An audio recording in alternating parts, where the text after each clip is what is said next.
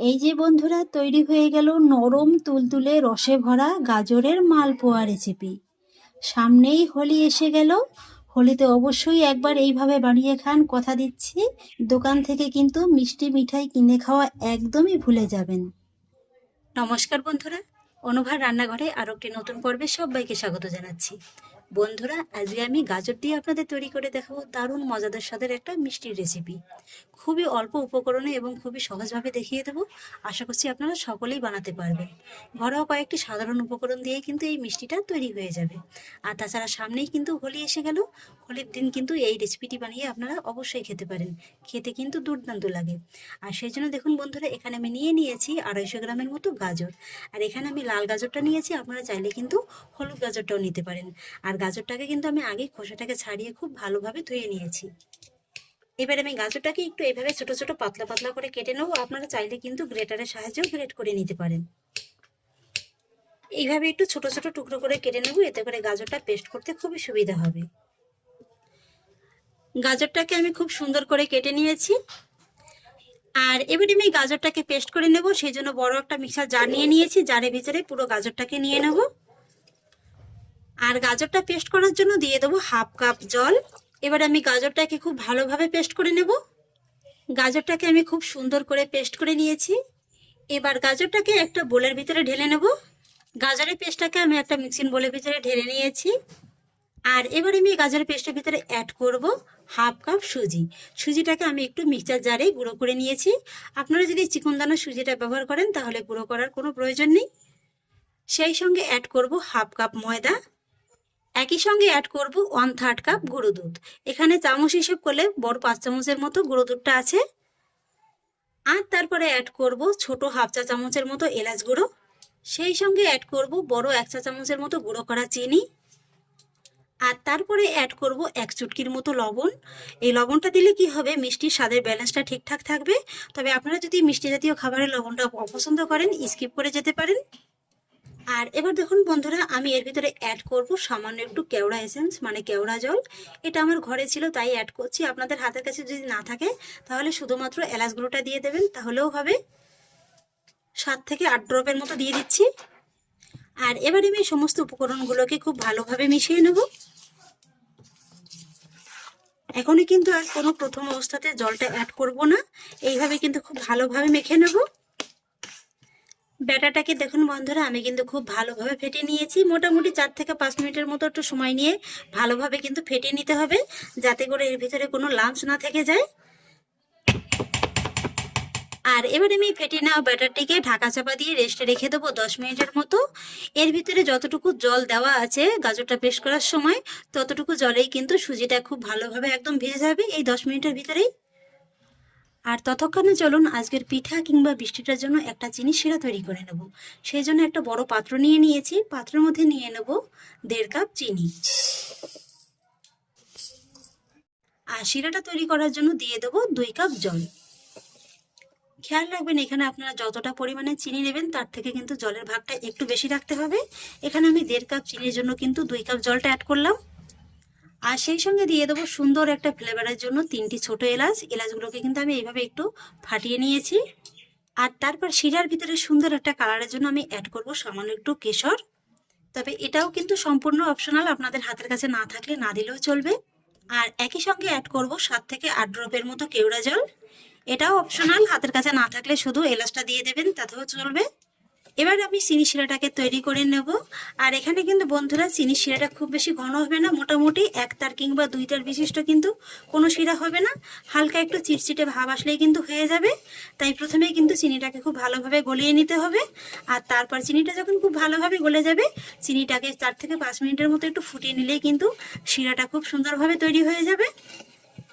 Medium ফ্লেমে চিনি শিরাটাকে জাল করে আমি খুব সুন্দর করে তৈরি করে নিয়েছি। আপনাদের একবার দেখিয়েও দিচ্ছি। এই যে দেখুন বন্ধুরা, চিনি শিরার ভিতরে কিন্তু এইভাবে সুন্দর একটা শাইনি ভাব চলে আসবে। আর এইভাবে একটু হাতে নিয়ে চেক করে দেখবেন, খুব সুন্দরভাবে কিন্তু একটা চিটচিটে ভাব চলে আসবে। এই যে দেখুন। আর এর থেকে কিন্তু চিনি শিরাটাকে খুব বেশি জাল করার প্রয়োজন নেই। এবার কিন্তু গ্যাসের ফ্লেমটাকে অফ করে দিতে হবে। আর তারপরে শিরাটাকে ঢাকা চাপা দিয়ে রেখে দিতে হবে। এদিকে মিশ্রণটা রেস্টে রেখে দিয়েছিলাম, 10 মিনিট হয়ে গেছে। ঢাকাটাকে তুলে নিচ্ছি। এই মিশ্রণটা দেখুন বন্ধুরা আগের থেকে কিন্তু একটু ঘন হয়ে গেছে। সুজিটা তার মানে কিন্তু খুব ভালোভাবে একদম ভিজে গেছে। আজকের এই রেসিপিটার জন্য এই মিশ্রণটা কিন্তু এতটা ঘন হবে না, এর থেকে একটু পাতলা করে নিতে হবে। তাই এর ভিতরে অ্যাড করতে হবে আবার একটু জল। এখানে আমি আবার একটু জল অ্যাড করছি, আপনারা চাইলে কিন্তু একটু লিকুইড দুধও অ্যাড করতে পারেন। আমি যেহেতু গুঁড়ো দুধটা অ্যাড করেছি তাই কিন্তু জলটাই দিয়ে দিলাম। প্রথমে আমি হাফ কাপের মতো নিলাম, এইভাবে অল্প অল্প করে দেব, তারপর খুব ভালোভাবে মিশিয়ে নেব।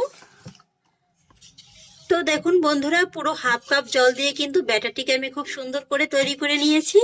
এবার আমি আপনাদের ব্যাটারের ঘনত্বটা একটু দেখিয়ে দিচ্ছি। এই যে দেখুন, একেবারে কিন্তু খুব বেশি যে ঘন থকথক হবে তাও কিন্তু নয়, আবার একেবারে কিন্তু পাতলাও হবে না। এই যে দেখুন। আর বন্ধুরা আপনাদের তো বলাই হয়নি যে আজকে আমি গাজর দিয়ে কি রেসিপি শেয়ার করতে চলেছি। বন্ধুরা আজকে আমি আপনাদের গাজর দিয়ে তৈরি করে দেখাবো গাজরের নরম তুলতুলে রসালো মালপোয়া রেসিপি, যেটা কিন্তু এই হোলিতে বানিয়ে আপনারা অবশ্যই খেতে পারেন। এই ব্যাটারটি যেহেতু এখন একটু হালকা রং হয়ে গেছে তাই এর ভিতরে আমি অ্যাড করব সামান্য একটু বিটরুটের রস। এতে করে কিন্তু কালারটা খুবই সুন্দর আসবে। তবে আপনারা যদি অপছন্দ করেন স্কিপ করে যেতে পারেন। ভালোভাবে মিশিয়ে নেব। বিটের রসটা আমি ব্যাটারের সঙ্গে খুব সুন্দর করে মিশিয়ে নিয়েছি। আর এবার আমি এই ব্যাটারের ভিতরে অ্যাড করব ছোট হাফ চা চামচের মতো বেকিং পাউডার।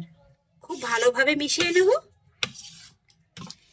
ব্যাস, সমস্ত উপকরণগুলো আমার খুব ভালোভাবে মিশিয়ে নেওয়া হয়ে গেছে। আর এখনই দেখুন বন্ধুরা ব্যাটারের কালারটা কত সুন্দর এসছে। আর এবার আমি মালপোয়াগুলোকে সব ভেজে নেবো। সেই জন্য একটা ছড়ানো প্যানে আমি খানিকটা পরিমাণে সাদা তেল কিন্তু মিডিয়াম আছে মিডিয়ামভাবে গরম করে নিয়েছি। আর এবার এরকম 1 হাতার মতো ব্যাটার আমি কিন্তু এইভাবে দিয়ে দেব। আমি আজকের এই মালপোয়াগুলো মিডিয়াম সাইজের করব। আমি যেহেতু ছড়ানো প্যানটা নিয়েছি তাই কিন্তু একসঙ্গে 4-5টার মতো মালপোয়া তৈরি করা যাবে। 4টার মতো মালপোয়া আমি তেলের ভিতরে ছেড়ে দিয়েছি। আর এবার কিন্তু এইভাবে একটু উপর থেকে তেলটাকে ছড়িয়ে দিতে হবে। আর এই মালপোয়াগুলো ভাজার সময় কিন্তু গ্যাসের আঁচটাকে মিডিয়ামে রাখতে হবে। আর তেলটা ছড়াতে ছড়াতে কিছুক্ষণ বাদেই দেখতে পাবেন যে একটা একটা করে মালপোয়া এইভাবে খুব সুন্দরভাবে একেবারে ফুলে বলের মতো হয়ে গেছে। এই যে দেখুন আমার অলরেডি কিন্তু দুটো মালপোয়া খুব সুন্দরভাবে ফুলে গেছে। এ দুটোও কিন্তু একই রকম ভাবে খুব সুন্দরভাবে ফুলে যাবে। আর মালপোয়াগুলো যখন এইভাবে একটু ফুলে যাবে তখন কিন্তু এইভাবে উল্টে দিতে হবে। আর এইভাবেই উল্টে পাল্টে মালপোয়াগুলোকে আমি খুব সুন্দর করে ভেজে নেব। সবকটি মালপোয়া দেখুন বন্ধুরা কত সুন্দরভাবে ফুলে একেবারে বলের মতো হয়ে গেছে। আর এই মালপোয়াগুলো ভাজতে কিন্তু মোটামুটি 4 থেকে 5 মিনিটের মতো সময় লাগবে। এবার আমি কিন্তু এই মালপোয়াগুলোকে তুলে নেব। আমার কিন্তু মালপোয়াগুলো ভাজা হয়ে গেছে। প্রথমে যে মালপোয়াগুলো দিয়েছিলাম সেটা আগে তুলে নিচ্ছি। এই যে বন্ধুরা সবকটি মালপোয়া আমি খুব সুন্দরভাবে তুলে নিয়েছি। আর দেখতে দেখুন বন্ধুরা কতটা কালারফুল লাগছে, একদম কিন্তু চকচক করছে যেন দেখুন। আর এবারে আমি ভেজে নেওয়া মালপোয়াগুলো এরকম গরম থাকা অবস্থায় কিন্তু চিনি শিরার ভিতরে দিয়ে দেবো। এতে করে কি হবে, এই মালপোয়াটা কিন্তু চিনি শিরাটাকে খুব সুন্দরভাবে টেনে নেবে। আর এইভাবে ততক্ষণই রেখে দেবো যতক্ষণ না পর্যন্ত আমার আর এক ব্যাচ ভাজা হচ্ছে। মোটামুটি এখানে 4 থেকে 5 মিনিটের মতো রাখলেই কিন্তু হয়ে যাবে। একই রকম ভাবে আমি আরো এক ব্যাচ মালপোয়া ভেজে নেব। এদিকে মালপোয়াগুলো আমি চিনি শিরার ভিতরে রেখেছিলাম, 5 মিনিট হয়ে গেছে। এই যে দেখুন খুব সুন্দরভাবে কিন্তু চিনির রসটা একদম ছোপ করে নিয়েছে। এবার আমি মালপোয়াগুলোকে চিনির রস থেকে তুলে নেব। দেখতে দেখুন বন্ধুরা কতটা লোভনীয় লাগছে। আর এই যে দেখুন চিনির রসটা ভালোভাবে ঢুকে যাওয়ার কারণে কিন্তু মালপোয়াগুলো একদম ভারী হয়ে যাবে। একই রকম ভাবে বাকি মালপোয়াগুলোকেও আমি চিনির রসের ভিতরে দিয়ে দেবো।